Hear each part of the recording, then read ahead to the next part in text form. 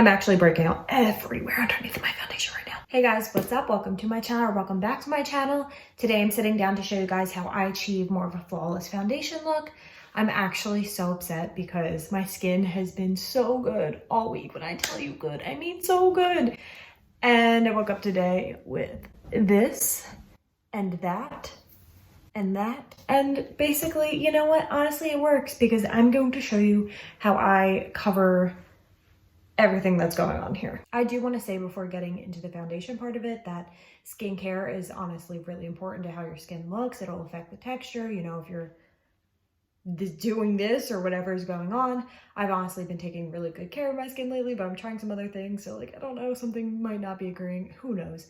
But I've been really obsessed lately with the Ole Henriksen Vitamin C set, which is the C-Rush Brightening Cream, the Truth Serum, and the Banana Eye Cream.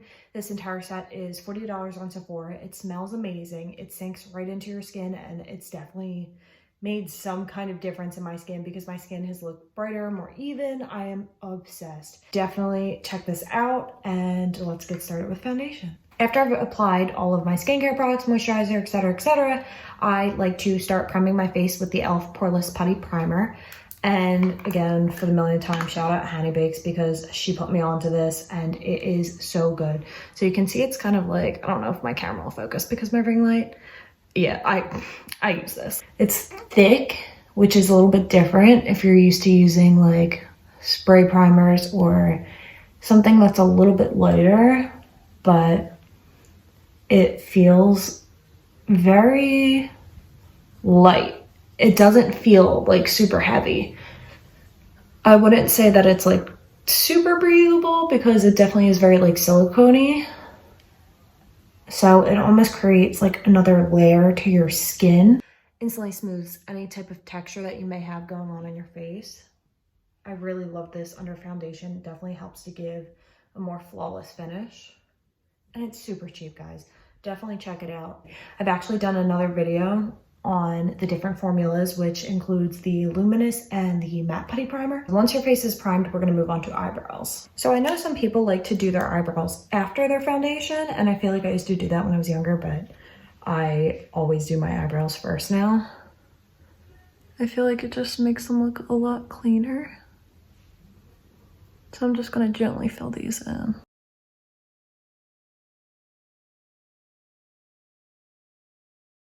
So after I filled in my eyebrows, I'm just gonna go in with the NARS Soft Matte Complete Concealer. This is in the shade Custard, and I'm just using a large concealer brush to carve this out.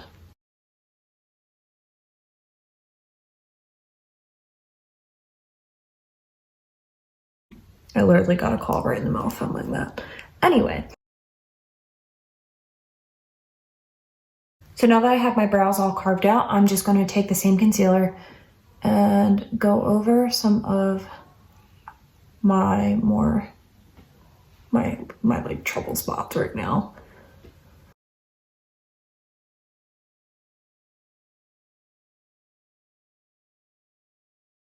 So once I'm done carving out my brows and concealing any extra spots, then we move on to foundation. Today I'm going to be using the Huda Beauty Faux Filter Foundation. This is it. This is so good. It is super full coverage, but it doesn't feel really heavy. Like the Fenty honestly is good coverage. I like it, but Rihanna said full coverage and she said it with her chest. Like it is a heavy foundation. Like I feel like my skin can't breathe when I'm wearing that versus this feels much lighter. This, I will say, is definitely a little bit darker than I am right now. I really need to slap some self-tanner on. I'm very pasty and I don't like it. But moving on. This has a almost like floral smell to it, which is definitely something that you have to adjust to. I know when I first started using this, I didn't like the smell. If you have any type of sensitivity to like fragrance or fragrance doesn't work well on your skin, I wouldn't recommend this. I would recommend the Fenty instead or the Estee Lauder Double Wear possibly. You just have to really see what works for you, but I gotta say this is my absolute favorite. So just one pump on my beauty blender and we're off. I'm just going to dot this all over my face. And you have to work pretty fast with this, I find. because it dries down fairly quickly, I feel like.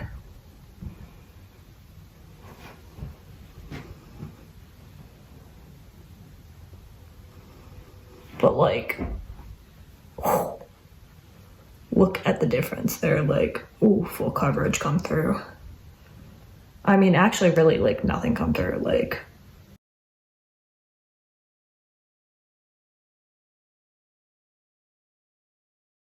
now this is why I tend to do my brows first and carve them out. That way I don't have to get too close to them when I'm doing my foundation.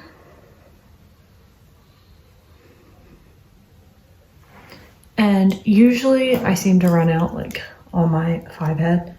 So literally like not even a quarter of a pump. This takes so much self-restraint because it's one of those pumps that when you start to push it down, like it wants to go. But this is also super buildable. I've never had any issues with it caking up.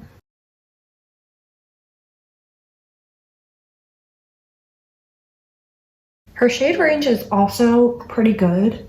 I have kind of a weird undertone to my skin, and I find it makes it very difficult to find a good foundation that suits me. But a lot of hers have like, this is like more of a yellow tone that I'm used to, but this is her 220N, which is custard. And I know when I'm tan, I wear her 320N, and it's like a perfect match for me.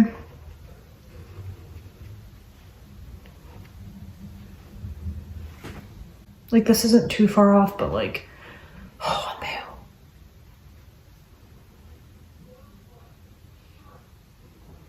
And just blending down from my brow bone.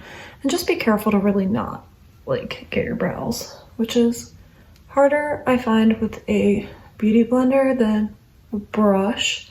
She also has a brush that she sells along with this foundation. I don't know if you can purchase it as a set, but I know it's around, I think $25, and it is so good. It truly is like amazing. And it also offers full coverage. I just feel like using a beauty blender really gives more of a flawless finish. But feel free to try both. I guarantee you if you buy her brush, you'll love it. It's super soft and super dense. Okay, so when your foundation is totally blended, we're gonna move on to under eye concealer. I like to use the NARS Creamy Concealer, again in the color Custard. And I'm using everything named Custard today, it's weird. And you're just going to pop this under your eye and bring it down into like a triangle type shape and blend it.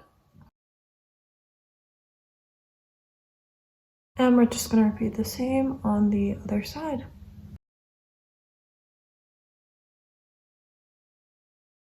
And then I take this right here and upwards for a little bit of extra brightness. Once my foundation and my concealer are all blended out, I like to use some setting powder to bake, and I'm using the Easy Bake Loose Baking and Setting Powder by Huda Beauty in the shade Pound Cake, which is super light. I think this is their second lightest shade, but it's really good for brightening under the eye. So I'm just gonna take the pointy end of my beauty blender and start packing that underneath my eye. This definitely helps to create a more poreless look and helps your makeup stay in place. I also bring it down here around my nose because I can get a little bit red, and it helps the concealer stay. And up and down the bridge of the nose. And just generally in the T-zone area because this is where I tend to get oily. I also use this to carve out underneath my cheekbones.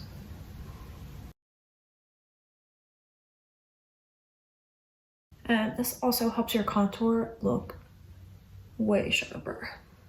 I also like to drop this anywhere that I've put a little bit extra concealer, just to make sure, again, it stays in place. This is such a look. So while this is setting on my face, I'm gonna go in with the Too Faced Matte Bronzer. And I'm just gonna give it a quick swirl and start carving out my cheekbones.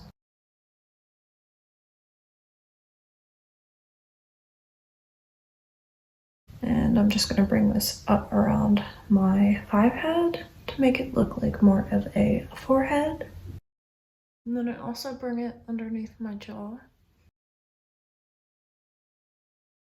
And then I always just kind of pinch this and come down my nose, just ever so slightly, just to give it a little bit more definition.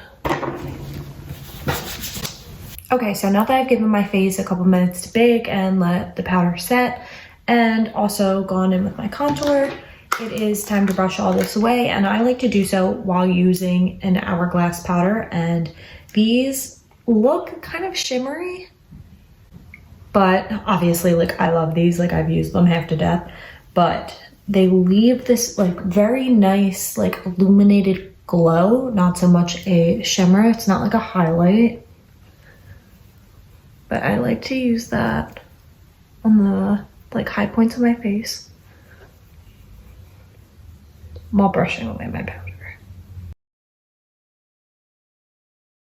This also helps to better blend in your contour. So after that's all set, I'm gonna go in with some Tarte blush. I got this actually in a set of 9. And they come out like this, and there's a highlighter in here. These are so cool and perfect to travel with, and the shades are all really great. I don't know if Sephora still has this. I think it's called 9 Ways to Shine, I believe. That sounds right to me. I'm gonna go in with the shade Shimmering from this compact and just pop this on my cheeks. Okay, so now that we have a light wash of color going on, I'm just going to go in with Truffle Therapy. This is a setting spray. While that setting spray is still kind of damp, I'm going to go in with the highlighter shade in this, which is called Frosty. And I'm just going to pop that right at the top of my cheekbones for a super soft highlight. It's not like super dramatic, but it does look very glowy. I also like to highlight my brow bone, but I use a smaller fan brush to do so. It definitely lifts up your arch a little bit and looks a little bit more finished if you're not doing any eyeshadow or anything like I am not doing today. I've popped on some lip color and I'm ready to go. This is the finished look. This is obviously not an everyday foundation tutorial. This is definitely like if you're going out and you need a little bit extra coverage or you have some type of special event, I definitely highly recommend this foundation. It lasts all night. Doesn't matter if you're dancing or sweating or what you're doing, it will stay on your face and it will look flawless. So give it a shot. Let me know if you like it in the comments down below. Be sure to like and subscribe, and I will see you guys next time. Thanks for tuning in and good luck.